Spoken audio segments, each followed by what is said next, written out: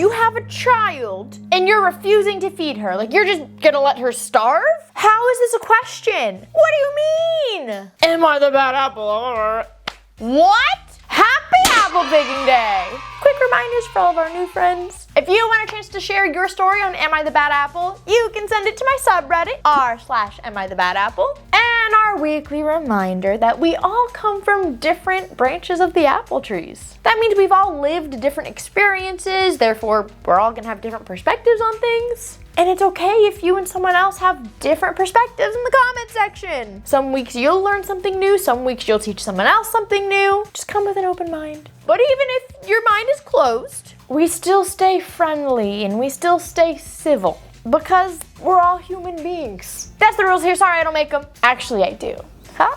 So without further ado, let's get started with this week's episode of Am I the Bad Apple? Let's go apple picking. Apple number 1. Am I the bad apple for not doing the dishes? I let my pregnant daughter, 23, her husband, 25, and their 4-year-old baby move in with me. When they moved in, my son-in-law was a full-time employee, but he lost his job about a week after they moved in. It's been months and he's still unemployed. I tried to ask my daughter about it and she informed me that he's just gonna be a stay-at-home dad because she got her job pretty quickly. Now, here's the thing. Both my daughter and my son-in-law are now under the impression that all my son-in-law has to do all day is take care of their children. Apparently, neither of them think he's obligated to help me clean the house. I work 12-hour days, 6 days a week. I feel like he should be cleaning the house. Cleaning the house, washing the dishes. I don't want to have to do the dishes.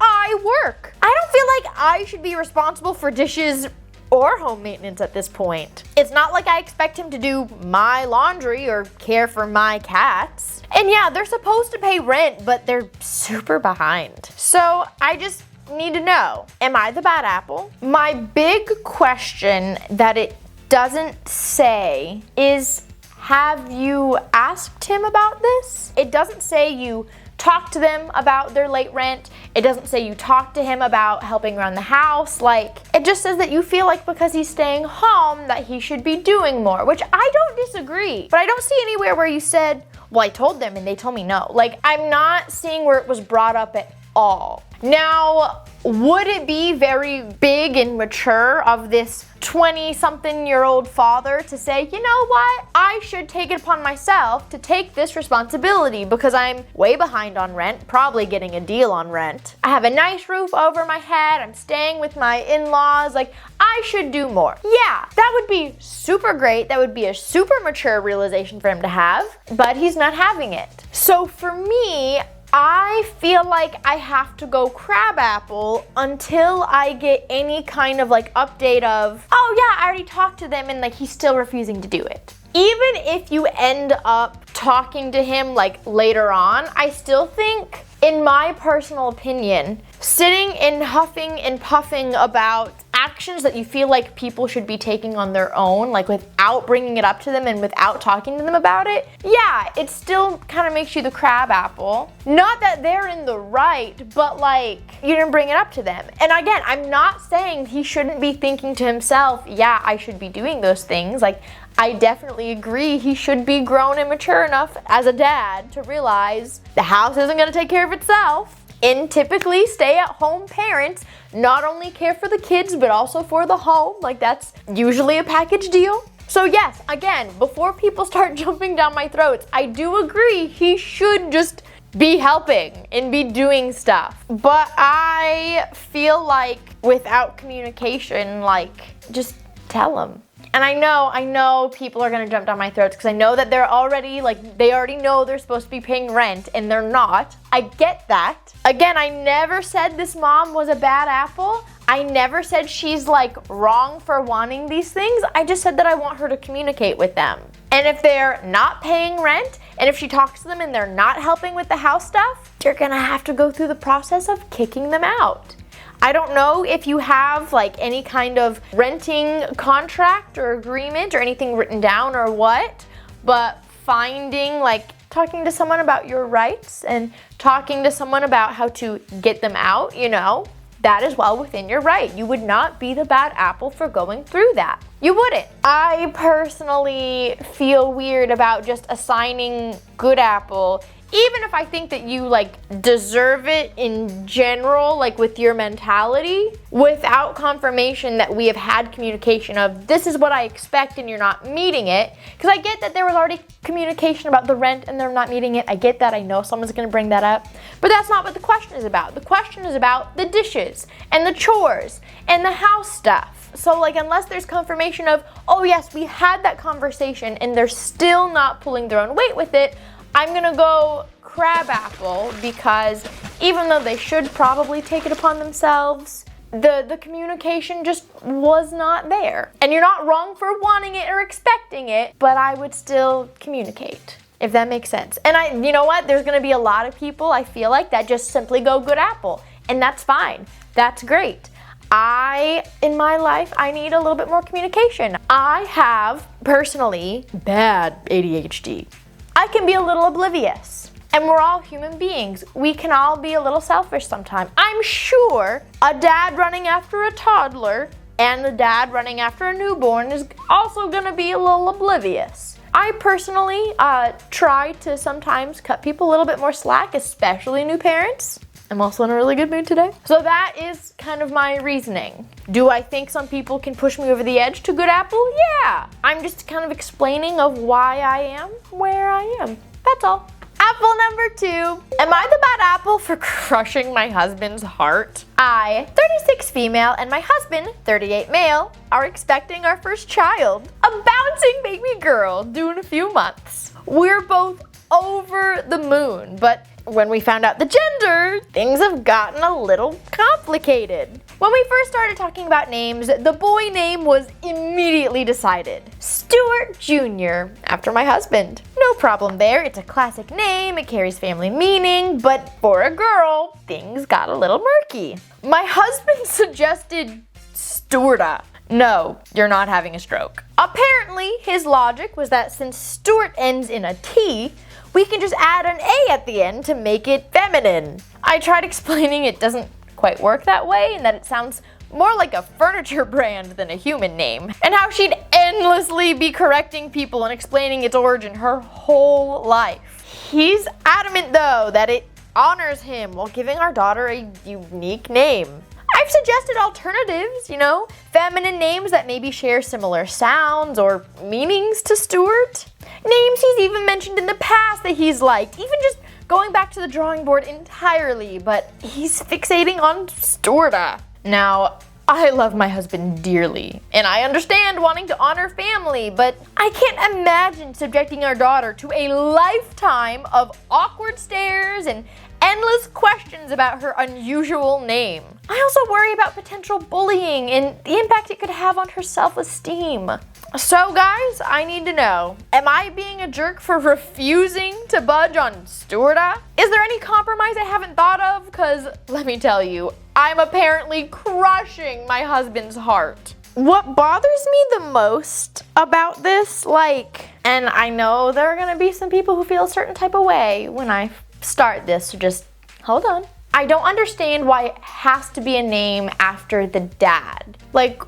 Why does it just have to be dad that's honored? Are the kids typically, not always, but kids typically take their father's last name. And I didn't see her mention that wasn't gonna be the case in this story. So dad's name is already being carrying on. Why does the first name also have to honor dad? Why can, for a girl, the first name not honor mom? Why is that not an option? Why is this the hill that we have to die on, that the first and last name have to be completely about dad, at the expense of a child possibly being bullied?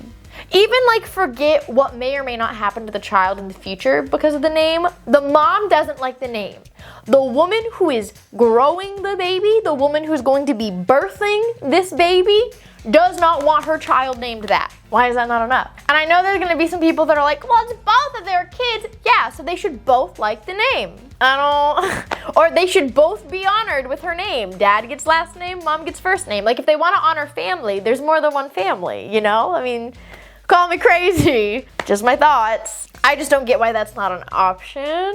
And when it comes to baby names, I don't have kids, but I do genuinely feel like each parent gets veto powers, you know? Like, what's that saying that people always say? Like, 2 yeses, 1 no. That's what it takes to compromise on a baby name. 2 yeses to confirm, 1 no to veto. Like, I don't know. I have seen the phrase like typed out a lot in my comment sections, but I'd never actually heard it before, so I don't know it by heart. I'm sorry. But that's what I feel like is valid for baby names. Yeah, so I'm going good apple on this. I think mom is completely in the right to be able to veto this name, and I think it's really weird that like this is the hill that dad wants to die on. I'm hoping that maybe he just never even thought about the fact that like he gets last name. Maybe for a girl, mom gets first name. Like maybe that's something that hasn't even dawned on him.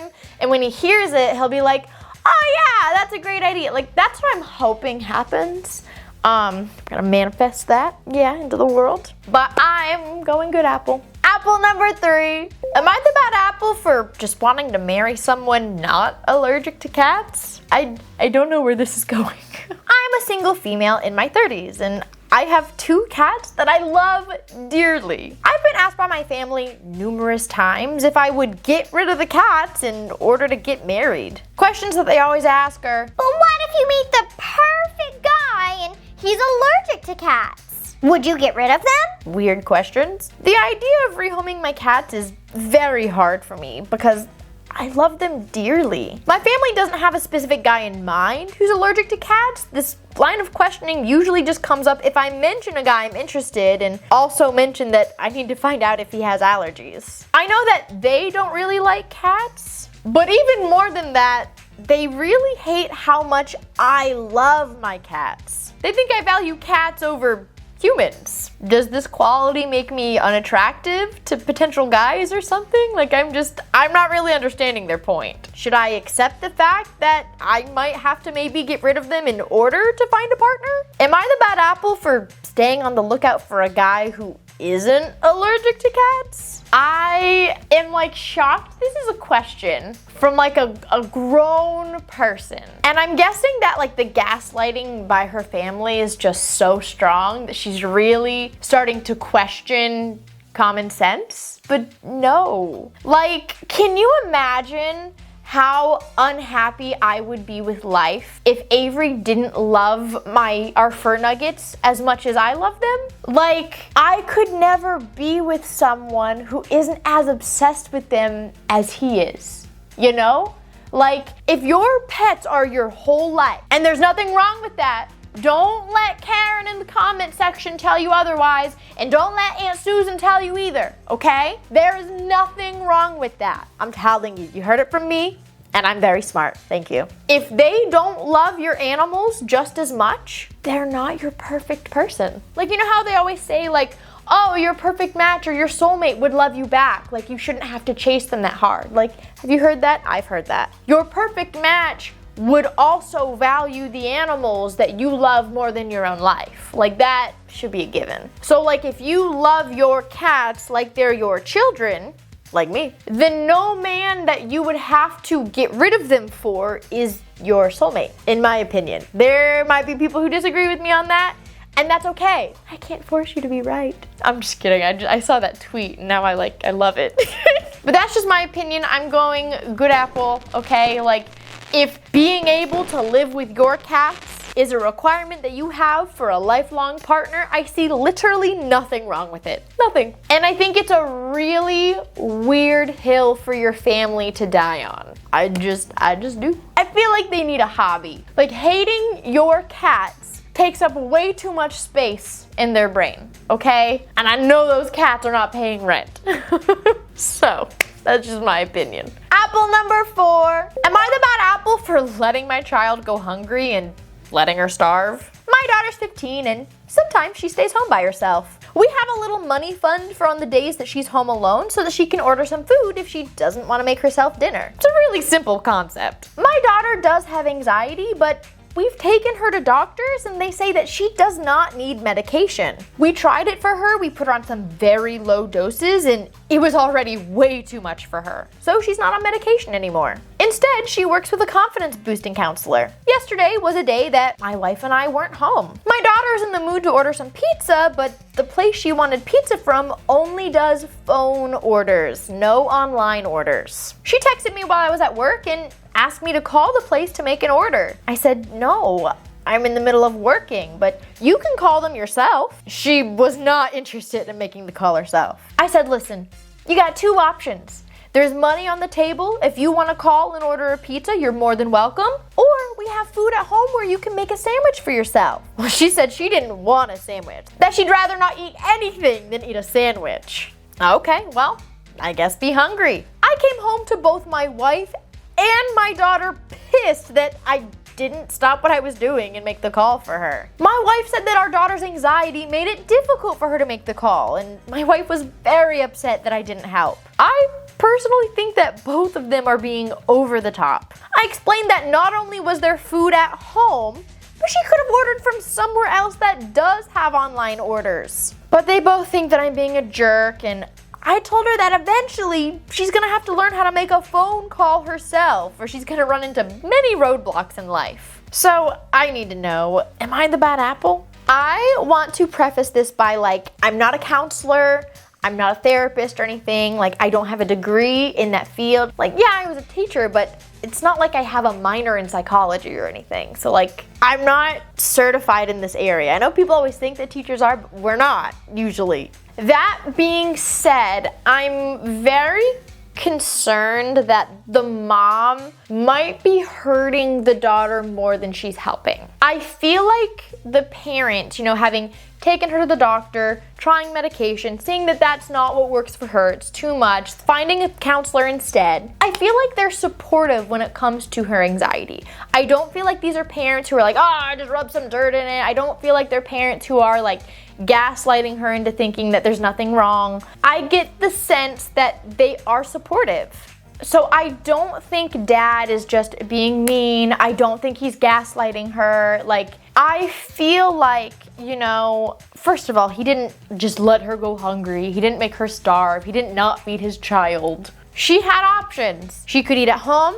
She could order something else. She could call herself. And from the little bit that I know about counseling when it comes to mild anxiety, is that partaking in low risk or low stakes activities such as making a phone call is considered productive and helpful, and a lot of times can be assigned as homework for therapy. I feel like there's a joke with millennials I called my doctor and I made an appointment without my mom. That's a thing because anxiety is real, especially phone call anxiety. But yeah, when you're an adult, there's a point where you need to call your doctor and make your own doctor's appointments because your mom can't do it. And I feel like the same goes for, I want to order pizza and I will only order from this place. I don't want anything else. I feel like it's reasonable to say, okay, call them. And not reasonable to say, okay, everyone stop what you're doing because I need this phone call made and I'm not gonna be making it myself. Again, I understand she has anxiety, but from what I understand, these kinds of low stakes, low risk activities calling and making a pizza order, I'm under the impression of is helpful. And if it's not something that she's ready for, I don't think it's crazy to then say, okay, then pick somewhere else to eat or eat something else. I feel like having dad stop what he's doing at work to make a phone call that she's refusing to budge on, one, is not necessarily just about the anxiety. Because if it was just about the anxiety, I feel like she would pick something else to eat instead of fight with dad over the pizza. But again, I'm not certified. I could be so wrong. I could be misunderstanding the anxiety disorder. I would love trained professionals to let me know, one, what I'm getting wrong, because again, I always say I don't know everything in the world. Just because I say an opinion or I say something that I feel is right does not mean that I know everything. I don't. If we weren't aware of that, I've never in my life thought that I know everything. I'm not an expert on things. I'm just a dummy with a camera. But I would definitely love to hear from our experts experts, people who are actually certified and do have degrees in this area in the comment section, or even people who suffer from anxiety themselves. What you think? What are we getting wrong? What are we not thinking of? In the meantime, I'm going to go good apple just based off of my experience teaching individuals with anxiety, the little bit that I think I remember from psychology, but I also could be remembering very wrong. So again, this is one of those situations where I'm going good apple, but I'm leaving my brain open.